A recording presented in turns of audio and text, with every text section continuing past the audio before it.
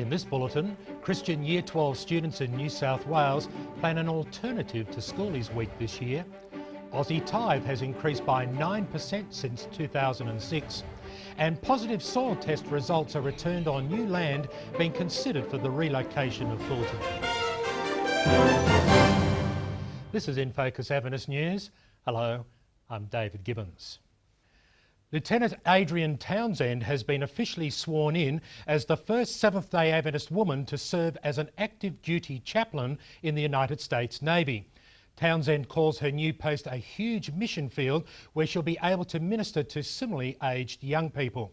Townsend's presidential appointment, signed by George W. Bush, will include leading worship, providing counselling and visitation services, and performing weddings, funerals and other ceremonies. 16 Year 12 students on the central coast of New South Wales are planning a positive alternative to Schoolies Week. The Make a Difference, or MAD project, has been developed instead. Many young people celebrate Schoolies Week on the Gold Coast each year after completing their high school studies. The preoccupation of Australian culture with alcohol has contributed to the negative behaviour during that week. So the students at the Central Coast Adventist School will spend 10 days in Fiji working on a service project for the local community. We wanted to give our students positive closure with an opportunity to give back to the community. The MAD Year 12 team will strip and repaint a 5-classroom building, pour a new concrete slab for a large water tank and run a kids club for the children in the local community. Opportunity to help those in need. A good chance to give back to the community. Yeah, it'll be great to make a difference in other people's lives. The students will also relax and enjoy a well-deserved break. Tithe collected in Seventh-day Adventist churches in Australia increased by 9% from 2006 to 2007, according to church leaders. More than $56 million was received from Adventist church members in 2007. Yes, the trend for this year seems to be continuing, and that allows us greater possibilities for next year.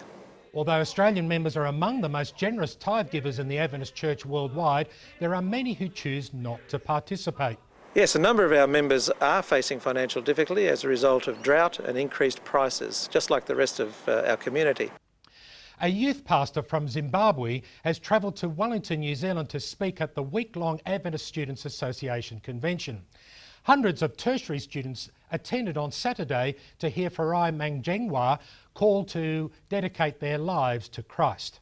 Dan Augsburger from Michigan, USA, and Johnny Wong from Melbourne, Victoria, spoke on the life of Jesus, university campus and small group ministries, prayer, victory in Christ, and relationships. A variety of outreach initiatives were also run, including street witnessing, tree planting, rest home visitation and delivery of food parcels donated by Sanitarium New Zealand to 450 needy families in the Wellington area. 6 people have become Protestant Christians despite opposition on Wallis Island, a small French-speaking island in the South Pacific Ocean. The baptisms are believed to be a first for the Seventh-day Adventist Church in the region, and 7 more people have now expressed their intentions to be converted as well. Intense local opposition had seen the group referred to as a sect and wolves in sheep's clothing. Some followers were also threatened with the loss of their jobs if they persisted in attending Adventist meetings. Almost all of Wallis's 10,000 inhabitants are Roman Catholics, and Protestantism is rarely practiced or welcomed.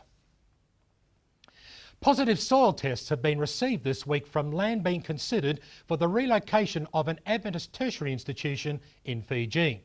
After 67 years on the eastern side of the main island of Viti Levu, Fulton College must relocate because its lease is not being renewed by the traditional landowners. Now that satisfactory soil tests have been received, local church leaders will seek final committee approval to relocate the tertiary institution. Fundraising for the construction of the college will be launched in Queensland in September and in northern New South Wales in October. And finally, in this week's special Adventist Education edition of Record, North Pine Christian College is now in its 3rd year of a project providing Bibles for the growing number of children attending from the wider community. And the South Pacific Education Director says that each Adventist school has its own character, and in turn this will help develop a Christ-like character in its students. And that's the news for this week. Thanks for watching. I'm David Gibbons.